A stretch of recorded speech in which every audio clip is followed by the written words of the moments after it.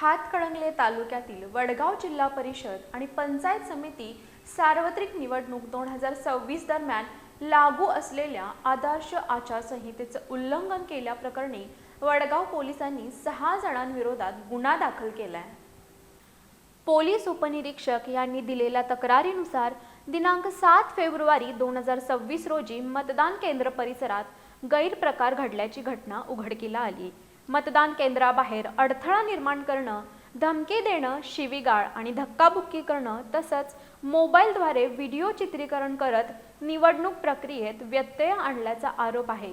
या प्रकरणी अभिलाष बाबासो पाटील, अजय पाटील, राजवर्धन चव्हाण, युवराज पाटील, अमरसिंह पाटील, ईश्वर्या अजय पाटील आणि त्यांच्यासोबत असलेल्या 2 ते 3 अनोळखी व्यक्ती यांच्या विरोधात गुन्हा दाखल करण्यात आलाय।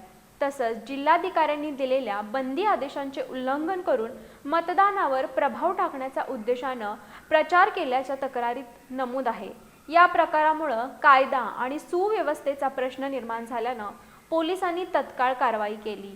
या प्रकरणी वडगाव पोलीस ठाण्यात भारतीय न्याय संहिता तसंच लोकप्रतिनिधी अधिनियम 1951 मधील संबंधित कलमान्वये गुन्हा दाखल करण्यात आला असून पुढील तपास वडगाव पोलीस ठाण्याचे अधिकारी करत आहेत।